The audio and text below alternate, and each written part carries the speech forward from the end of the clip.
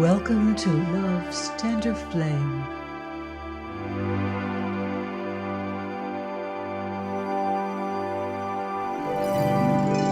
Tales of Romance. I'm Ardell, reading The Auction Block by Rex Beach.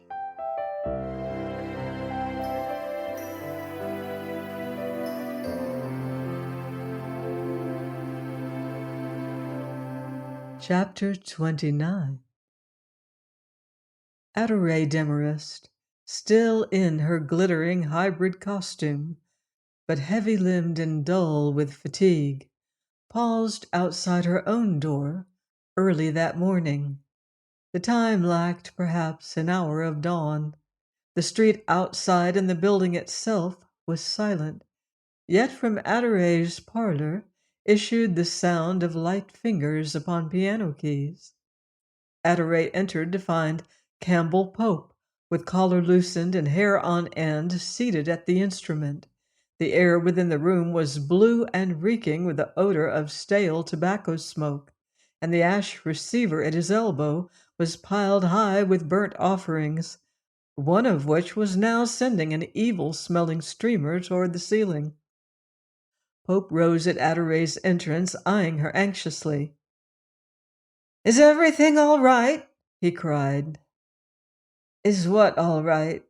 Lorelei." "Oh, yes. What are you doing here?" "I suppose I must apologize. You see, I heard the news and I came here after the show. When I learned where you were, I decided to wait and help." "You decided to help?" Adoree eyed the disheveled musician queerly. "By smelling up my parlor and playing my poor piano all night? Is that how you help? What do you mean, help?" The critic appeared to realize for the first time the lateness of the hour. Glancing at his watch, he gasped. "Why, I had no idea this was the time. I've been here all night, haven't I? You see, after I got in, I was afraid to go out without explaining." "What do you mean by saying you wanted to help?" Miss Demarest repeated curiously. "You've helped to break my lease. I'll be thrown out of this house, sure." Pope stammered guiltily. I was playing for Bob and Lorelei." With one glove half off, Adoree slowly seated herself, showing in her face an amazement that increased the man's embarrassment. "Oh, I knew it was a serious matter," he explained, "and being terribly fond of Bob and Lorelei, I naturally wanted to do what I could." "Yes, go on." Pope took a deeper breath and burst out. "Oh, I have a 60-horsepower imagination, and it seems to me that music is a sort of prayer. Anyhow, it's the only way I know of praying. Good music is divine language. It's what the angels speak, if there are any angels. Seems to me that I can soar heavenward on the wings of melody and get close enough to make myself heard. In my own way, I was sort of praying for those two children. Ah, foolish, isn't it? I'm sorry I told you. It sounds nutty to me when I stop to consider it." Pope stirred uneasily under Adoree's gravely speculative eyes. "Lorelei's all right." Adoree nodded. "It's a boy." There was a moment of silence. "Did you ever see a brand new baby?" "Lord, no." Miss Demarest's gaze remained bent upon Pope, but it was focused upon great distances. Her voice, when she spoke, was hushed and awe-stricken. "Neither did I, until this one. I held it. I held it in my arms. Oh, I was frightened. And yet I seemed to know just what to do and everything. It was strange. It hurt me terribly, for you see, I didn't know what babies meant until tonight. Now I know." Pope saw the shining eyes suddenly fill and threaten to overflow. Instead of their grotesquely overdressed and artificial stage favorite, he beheld only a yearning woman whose face was softened and glorified as by a vision. "Poor Lorelei," he murmured at a loss for words. "Poor Lorelei!" Adoree's lips twisted mirthlessly. "Of course, you don't understand. How could you? Why, it's her baby. She's a mother. I can hold it once in a while. She can hold it always. I didn't know you cared for children." Adoree shrugged. The beads at her throat clicked barbarously. "Neither did I, but I suppose every woman does if she only knew it. Tonight I began to understand what this ache inside of me means." Her gaze came back and centered upon his face, but it was frightened and panic-stricken now. "I've sacrificed my right to children." "How can you say? Oh, you know it as well as I do." A flush wavered in the speaker's cheeks, then fled, leaving her white and weary. "You, of all men, must understand.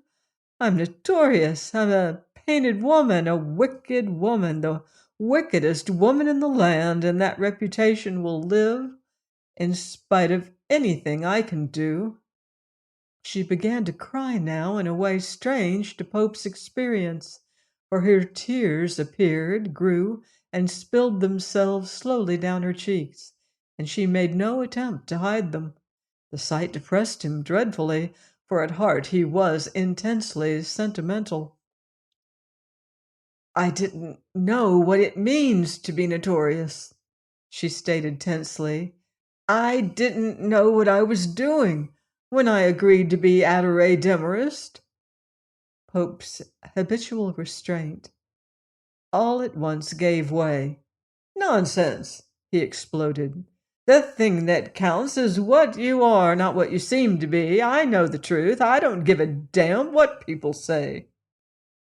Now there was nothing sufficiently significant about these words to bring a light of wonderment and gladness to the girl's face, but her tears ceased as abruptly as they had commenced, and noting the slowly growing radiance of her expression, Campbell was stricken dumb with fright at the possible consequences of temerity.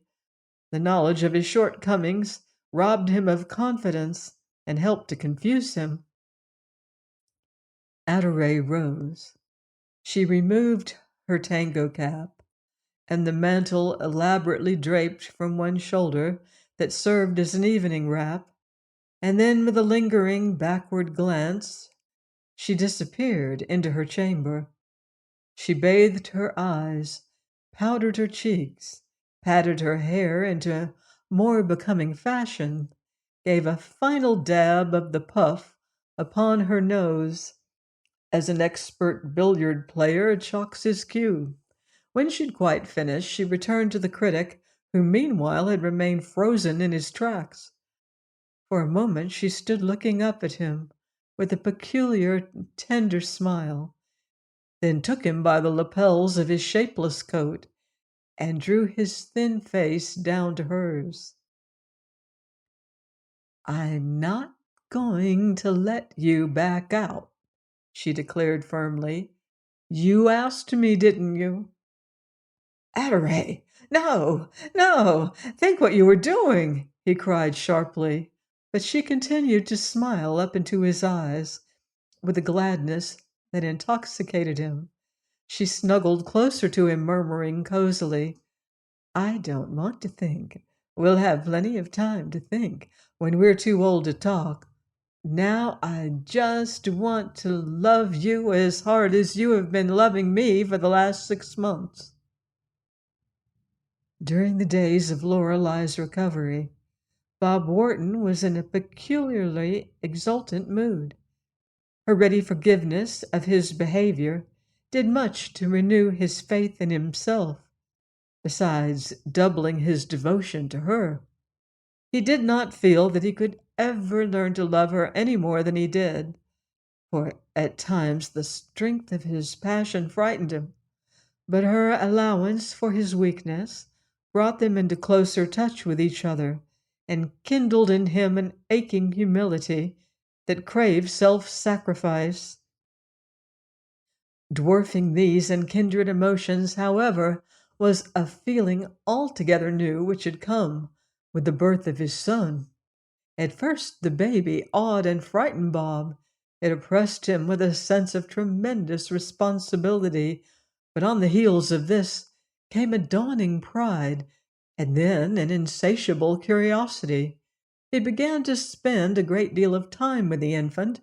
He studied it, he stared at it. When no one was looking, he felt of the little fellow gingerly, and would have enjoyed examining it minutely had he dared. His hands itched for it, and its weak, strangling gurgles sent indescribable thrills through him. The easy dexterity with which the nurse handled it, as if the precious atom were a bundle of rags, excited Bob's liveliest apprehension, and at such times he hovered nearby, poised on tiptoe, for fear she might drop it. He felt that it should be borne on silken cushions, while heads were bowed and backs bent, rather than upon the hip or in the crook of a careless elbow. When he ventured to voice this feeling to his wife, he was offended at her amusement, and for a whole day tortured himself with the suspicion that the child's mother did not truly love it. To all young fathers there comes a certain readjustment of values. To Bob, who had always led a selfish, thoughtless existence, it was at first bewildering to discover that his place at the head of the household had been usurped by another. Heretofore, he had always been of supreme domestic importance, but now the order of things was completely reversed, if not hopelessly jumbled. First in consequence came this new person, tiny and vastly tyrannical because of its helplessness. Then the nurse, an awesome person, a sort of oracle and regent combined, who ruled in the name instead of the new heir. Nurse's wisdom was unbounded. Her lightest wish was law, and next to her in authority was a fat bearded prime minister who daily came and went in an automobile and who wrote edicts on a little pad. This person's frown threw the entire establishment into confusion. Lorelei herself occupied no mean station in the new scheme, for at least she shared the confidence of the nurse and the doctor, and ranked above the cook and the housemaid. But not so Bob. Somewhere at the foot of the list he found his own true place. Now, strange to say, this novel arrangement was extremely agreeable to the deposed ruler. Bob took a shameless delight in doing menial service. To fetch and to carry for all hands filled him with joy. But once outside of the premises, he reasserted himself, and his importance grew as gas expands. He swelled to the bursting point. He strutted, he grinned. He was broadly tolerant, and more than once he startled total strangers by laughing hilariously at nothing. When he could not talk, he whistled in tune to the singing voices within him. But it was seldom indeed that he could not talk, and before long his intimate friends began to avoid him like a plague. It was his partner Kurtz who finally dubbed him the pestilence that talketh in darkness and the destruction that wasteth our noondays. Scarcely less interested in the new baby was Campbell Pope. Pope, in fact, was becoming interested in almost everything of late. He was growing youthful, too, in a way that vaguely alarmed his acquaintances. His cynicism was disappearing. His dramatic reviews began to assume a commendatory tone that all but destroyed their journalistic value. When Lorelei had recovered sufficiently to receive visitors, The two lovers appeared one afternoon, laden with packages. "We've been shopping for the baby," Adoree explained as she began to unload herself, and Pope announced enthusiastically that the experience had been the most exciting of an adventurous lifetime. Both of them, it seemed, had given free rein to their extravagance. For to begin with, there was a marvelous locomotive that ran on a circular track, slightly too large to fit any room in that apartment. It was no ordinary tin toy. It had a bell that rang and a whistle that tooted, and a queer little painted mannequin inside the cab. There were, moreover, a depot, a bridge, and a frowning mountain range pierced by a tunnel. All in all, the outfit weighed perhaps 60 pounds and required the operating skill of a practical mechanic. And it proved a dangerous plaything, too, for once it had been thoroughly wound up and set in motion, it developed an unsuspected and terrifying energy. Bob subdued it only after it had completed a speed trial down the hall, in the course of which it substantially damaged baseboard and plaster. Pope's taste ran to mechanical contrivances. Among his contributions there were, in addition to this public nuisance, an automobile, a camera, a bowling alley, and a set of small carpenter's tools, the mere sight of which brought out a sweat of apprehension upon the baby's father. Adoree, on the other hand, had invested heavily in animals. Her gifts included a roaring lion, a peacock with a leash-breaking voice, an elephant that walked, accompanied by strange, whirring abdominal sounds, besides many other products of the toy maker's fancy.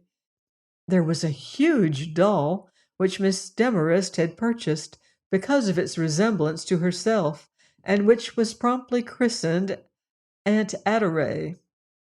And there were an ermine coat and a toy theater, also a full morocco set of lives of famous musicians in 6 volumes.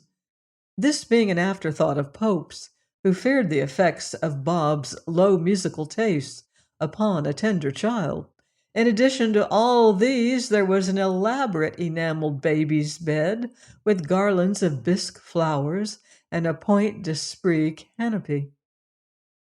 This Adoree's sad-faced footman had held upon the front of the automobile during an embarrassing trip up Fifth Avenue and Riverside Drive. During the examination of these interesting objects, the lovers made known their happiness then. After the customary felicitations, Adoree explained, "Everything is arranged. We're going to be quietly married at once. I'm afraid he'll get away from me if I put it off." "Not a chance." Pope's sallow face colored happily. "As soon as I finish my theatrical contract," Adoree ran on, "we are going to drop quietly out of sight and stay out of sight." "Going to live abroad?" Bob inquired. "Worse," Pope explained. "Long Island. We're going to raise ducks." "Ducks!" Adoree echoed beatifically. "Hundreds and thousands of ducks. Little ducks and big ducks. Fuzzy ones and smooth ones. Campbell can write plays, and I'll wear kimonos and be comfortable. It's wonderful to think about, isn't it?" Pope supplemented her eagerly. "I'm looking for a bungalow on salt water with a south exposure for the brooder houses. Say, we're going to live. I tell you, Bob, there's money in ducks. I'm reading up on the subject. My dear fellow, do you realize that—" He swung into his pet subject so swiftly that Bob could not head him off and was forced to listen somewhat dazedly. Lorelei reached forth and drew Adoree down to her, whispering, "I'm so glad, dear. I knew he would end by loving you, for everybody does." Pope concluded a lengthy harangue by saying, "My mistake last year was in the food. Ducks need soft food." Listen. Bob raised a hand and nodded in the direction of the girls. They're discussing that very subject. Top milk indeed, Adoree was crying indignantly. Ours will have cream when they want it, and lots of it, too. My dear, it will be fatal. Lorelei was horrified. Use nothing but top milk and barley water. Be sure to sterilize the bottles and soak the nipples in borax. Say, Campbell Pope flushed painfully and rose to his feet. They're not talking ducks. Women haven't the least delicacy, have they? Let's go out and smoke. One day after Bob had acquired sufficient confidence in himself and in the baby to handle it without anxiety to the nurse, he begged permission to show it to the hall man downstairs. He returned greatly elated, explaining that the attendant, who had some impossible number of babies of his own and might therefore be considered an authority, declared this one to be the finest he had ever beheld. Oddly enough, this praise delighted Bob out of all reason. He remained in a state of suppressed excitement all that day, and on the following afternoon he again kidnapped the child for a second exhibition. It seemed that the infant's fame spread rapidly, for soon the tenants of neighboring apartments began to clamor for a sight of it, and Bob was only too eager to gratify them. Every afternoon he took his son downstairs with him, until finally Lorelei checked him as he was going out. Bob, dear, she said with the faintest shadow of a smile, I don't think it's good for him to go out so often. Why don't you ask your father and mother to come up? Wharton flushed, then he stammered, what made you think, Why, I guessed it the very first day. Lorelei's smile saddened. They needn't see me, you know. Bob laid the child back in its bed. But that's just what they want. They want to see you, only I wouldn't let you be bothered. They're perfectly foolish over the kid. Mother cries and father... But just wait. He rushed out of the room and in a few moments returned with his parents. Hannibal Wharton was deeply embarrassed, but his wife went straight to Lorelei and, bending over her chair, placed a kiss upon her lips. There, said she, when you're stronger, I'm going to apologize for the way we've treated you. We're old people. We're selfish and suspicious and unreasonable, but we're not entirely inhuman. You won't be too hard on us, will you? The old lady's eyes were shining. The palms which were clasped over Lorelei's hand were hot and tremulous. The look of hungry yearning that greeted the elder woman's words were ample answer, and with a little choking cry, she gathered the weak figure into her arms and thrilled as she felt the amber head upon her breast. Hannibal trumpeted into his handkerchief, then cleared his throat prematurely, but Bob forestalled him with a happy laugh. Don't hold any post-mortems, Dad. Lorelei knows everything you intend to say. I'm blamed if she does, rumbled the old man, because I don't know myself. I'm not much on apologies. I can take 'em, but I can't make 'em. His voice rose sternly.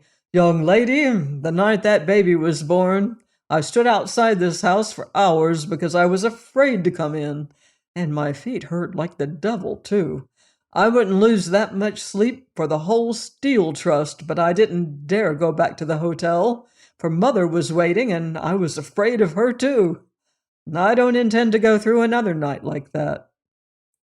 Bob's mother turned to her son, saying, She is beautiful, and she is good, too. Anybody can see that. Oh, we could love her for what she has done for you, if for nothing else. Well, I should say so, proudly vaunted the son. She took a chance when she didn't care for me. and she made me into a regular fellow. Why, she reformed me from the ground up. I've sworn off every blessed thing I used to do." "Including drinking?" gruffly queried the father. "Yes." Lorelei smiled, her slow, reluctant smile, at the visitors, and her voice was gentle as she said, "He thinks he has, but it's hard to stop entirely. And you mustn't blame him if he forgets himself occasionally. You see, drinking is mostly a matter of temperament after all, but he's doing splendidly, and some day, perhaps—" They nodded understandingly. "You'll try to like us, won't you? For Bob's sake?" pleaded the old lady timidly. "I intend to love you both very dearly," shyly returned the girl, and noting the light in Lorelei's face, Bob Wharton was satisfied. Restraint vanished swiftly under the old couple's evident determination to make amends, but after they had gone, Lorelei became so pensive that Bob said anxiously, "I hope you weren't polite to them merely for my sake." Lorelei shook her head. "No, I was only thinking. You realize that none of my own people have been to see me, that I haven't had a single word from any of them?" Bob stirred uncomfortably. He started to speak, then checked himself as she went on, not without some effort. "I'm going to say something unpleasant, but I think you ought to know it. When they learn that your parents have taken me in and made up with us, they're going to ask me for money. It's a terrible thing to say, but it's true." "Do you want to see them? Do you want them to see the baby?" "No." Lorelei was pale as she made answer. "Not after all that has passed." Bob heaved a grateful sigh. "Oh, I'm glad. They won't trouble you any more." "Why, what?" "I've been waiting until you were strong enough to tell you. I've noticed how their silence hurt you, but it's my fault that they haven't been here. I sent them away." "You sent them away?" "Yes, I fixed them with money, and they're happy at last. There's considerable to tell. Jim got in trouble with the police and finally sent for me. He told me everything, and it wasn't pretty. I'd rather not repeat all he said, but it opened my eyes and showed me why they brought you here, how they put you on the auction block, and how they cried for bids. He told me things you know nothing about and could never guess." When he had finished, I thanked God that they had flung you into my arms instead of some other man's. It's a miracle that you weren't sacrificed utterly. "Where's Jim now?" "Somewhere in the boundless West.